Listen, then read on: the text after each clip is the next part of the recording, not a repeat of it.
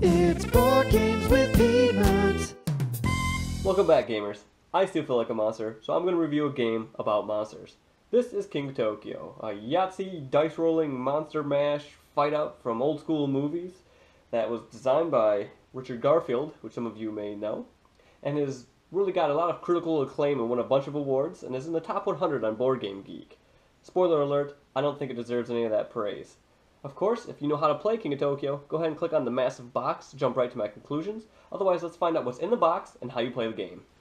Inside of King of Tokyo, you will find one 4-page color rulebook, which covers everything fairly nicely, what you need to know, and some additional information on the back there about how some of the cards work. You'll find the easiest game board of all time. It has literally 2 spaces on it and a little instructions. Very funny. You'll get 6 of these monster, I guess, kind of scoreboards, which are really nice. They have one dial for keeping track of points, victory points, first person to 20 wins. And also the health down here. Run out and you're dead. You start off with 10. Pretty cool. They also have the really nice artwork on it, and it's just a nice way to keep track of the information you need. So we have Cyber Bunny, Gigazor, Alienoid, the Kraken, Mecha Dragon, and the King. Along with those, you find a bunch of these little figure stand-ups that you'll use as your character to put on the board, on the one space on the board if you get that. And also with those, you'll get a bunch of these little, I don't know what character stands, basically to put them on. Rawr. Next, you'll find 6 of these nice chunky custom dice with 6 different sides on it. Very cool. You'll also find 2 glow-in-the-dark special ones, which are green. And these are for if you get the extra head special card, which is really nice to be able to roll 8 dice. We have a bag of energy cubes, which we all joke look like green sour apple Jolly Ranchers. Those are kind of a nice way to keep track of your currency in the game.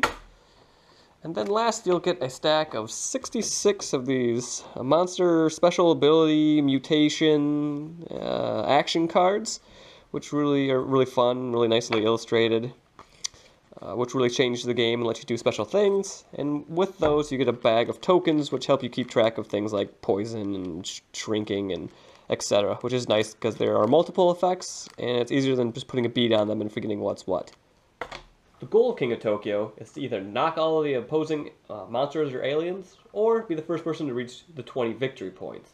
And you do this in a Yahtzee-style dice rolling by earning points or attacking other monsters or healing yourself up.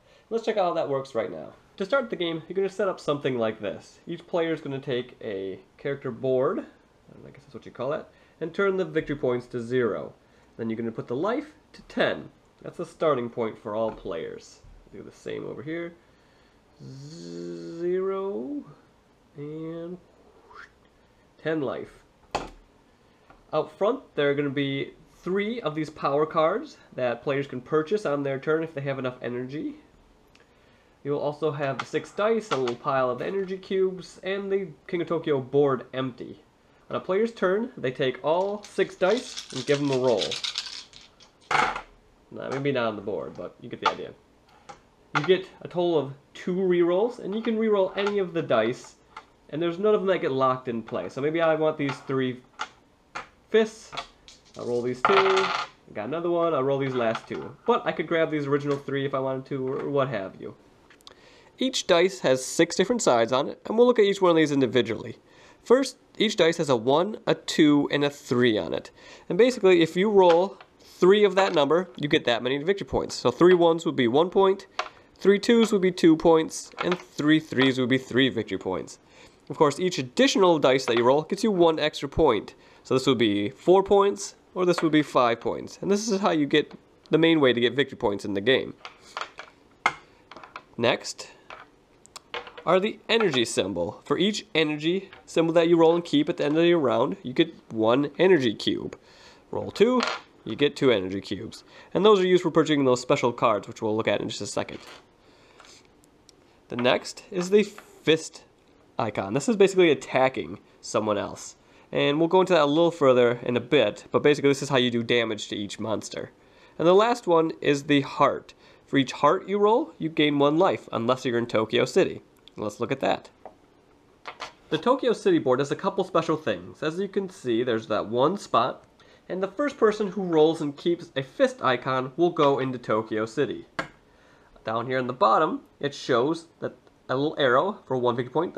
Once you go into Tokyo City, you earn 1 victory point. The little brackets with +2 is if you spend an entire round in Tokyo City, you'll earn 2 victory points at the start of your next turn. And there's no healing in Tokyo City, so those hearts that you roll won't do anything. So you're at the mercy of the other players once you're in Tokyo City. The other special thing about this spot is that your fist icons will hit everyone who's not in Tokyo City. And for 2 or 3 or 4 players, that's everyone else in the game. On the flip side, everyone else in the game's fist icons that they are rolling kept will hurt the person who's in Tokyo City. So that gives you some incentive to try and knock that person out, or maybe try and hurt them so you can stay in longer to gain those 2 points. Like I said, you can't heal up when you're in Tokyo City, and anyone that hits you, say the king rolled a fist and hit Gigazor.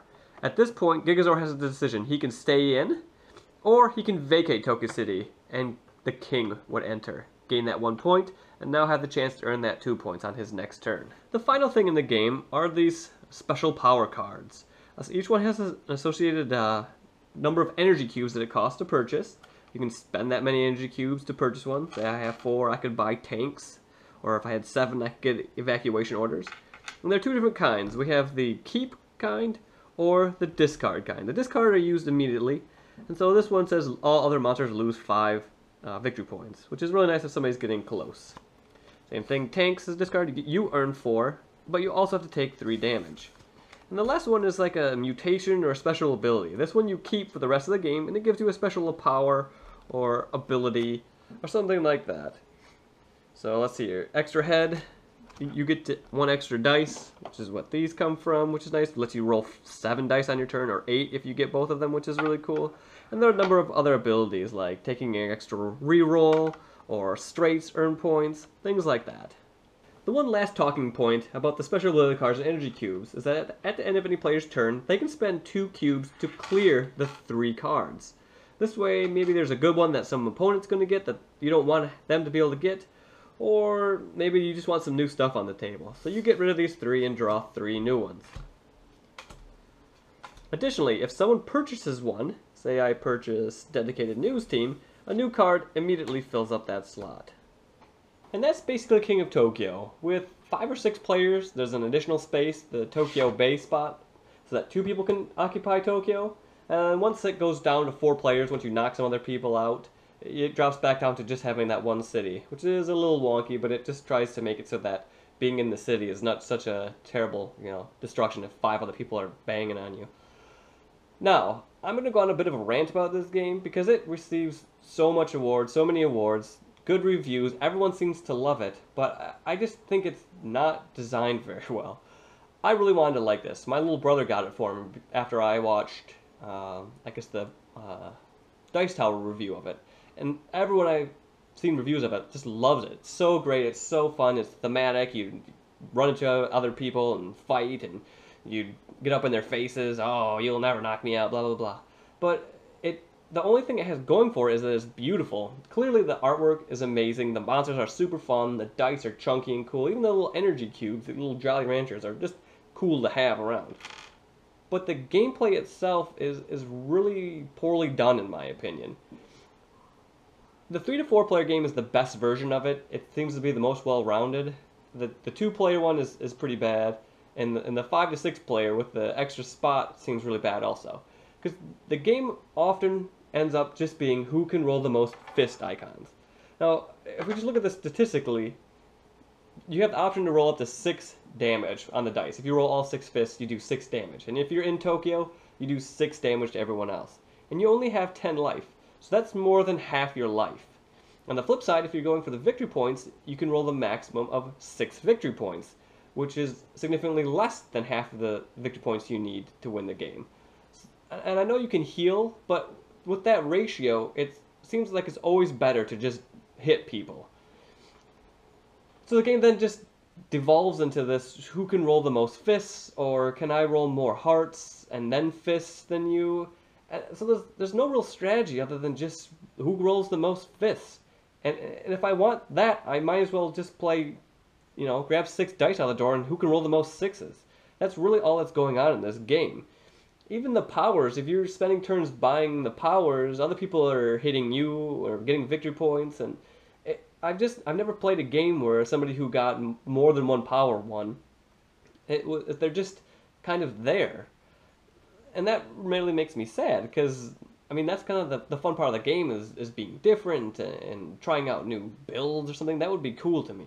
It just doesn't work. Additionally, 3 sides of the dice are just this numbers. You get points. I don't even understand what I'm playing a huge Tyrannosaurus Rex monster. Why does me getting points matter? I don't. What? Okay, maybe if we're gonna make it about beating people up, let's just make it about beating people up, and not I want to get the most victory points. Again, this is just might as well be Yahtzee if I'm just playing a game to get points with dice. I don't really see why it needs this weird thematic cover over all of it. I don't know. It gets, like I said, it gets all this praise, and I don't think it's very well designed for that.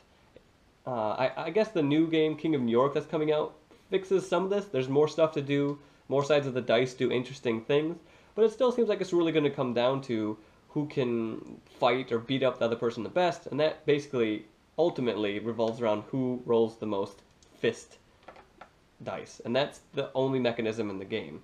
And I don't think that's good game design or worthy of being top 100 games of all time. So, all that being said, how do I score King of Tokyo? For fun, I give it a score of 6, which for me is on the same level as Zombie Dice, which I guess maybe is saying something. It is just a dice rolling game that you're trying to roll more fists or hearts than your opponent. The artwork is amazing, and its components are great, but that doesn't really add to the gameplay to me. It's just a way to dress up a turd. For strategy, I give King Tokyo a score of 3.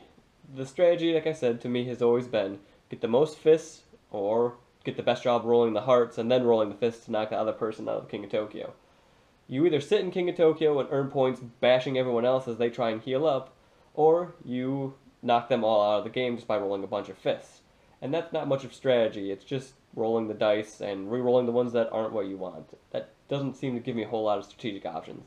Now there is a couple expansions for this, one that makes each monster unique, and that might add a little bit to it, but I'm just reviewing the base game for right now.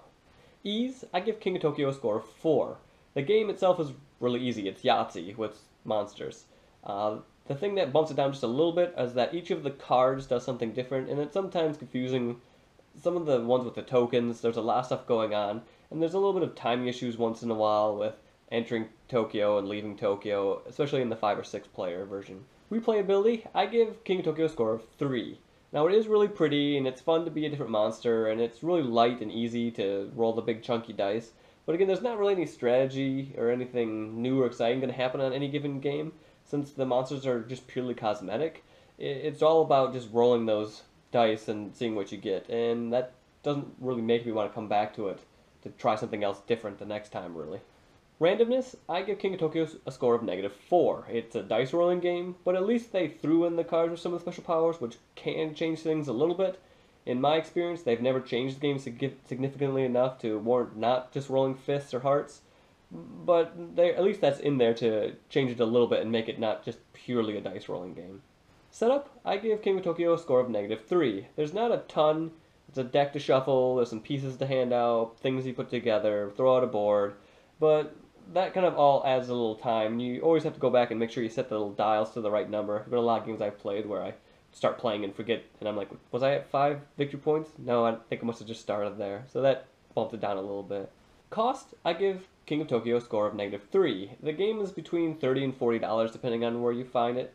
And again, you're really paying for the nice artwork. It looks really cool, it looks really fun, the monsters are unique, and the dice are really cool, and the little energy icons are cool, and even the deck of cards are really cool. So that's what you're paying for, because it's not a ton of stuff, it's just some really nice big thick dice, and some nice cut-out characters.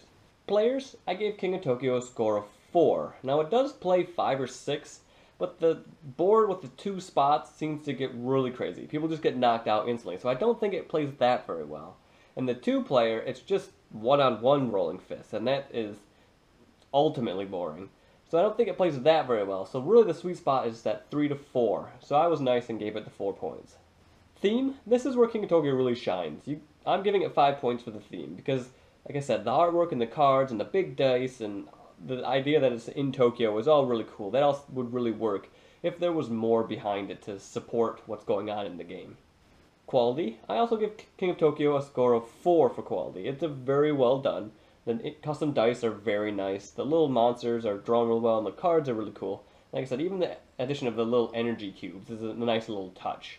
The only little thing I think would have really bumped it up is if we actually had little character tokens, and the first expansion actually came with the game, which made the monsters unique. I think that's probably really needed in this game. That really would set it apart and make each game feel different, but that doesn't come with the game, you actually have to purchase it separately. For duration, I give King of Tokyo a score of 2. The box says it should take about 30 minutes, but once somebody gets an advantage, it's really like a landslide, and everyone else is just rolling hearts to try and heal, and they're just rolling fists to try and knock everyone out, and that usually happens pretty quickly.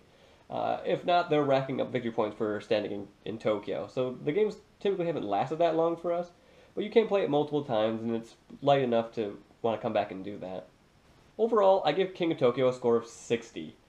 I don't really understand why it's praised so highly. I must be doing something completely wrong. I don't think I am, but it just really seems to devolve into that rolling who can roll the most fists, and then if you can offset it with the hearts at the disadvantage that you have less to roll for fists. The item cards, the mutations, and the special powers usually aren't worth it. As you're spending time earning energy cubes, people are beating up on you, so they never seem to pay off. And you don't get the expansion, I can't remember what it's called, but I'll put a link to it, where each monster becomes unique and different and can choose special abilities. I think that would really help the game and make it feel more like a game rather than Yahtzee with monsters that you try and roll the most fists.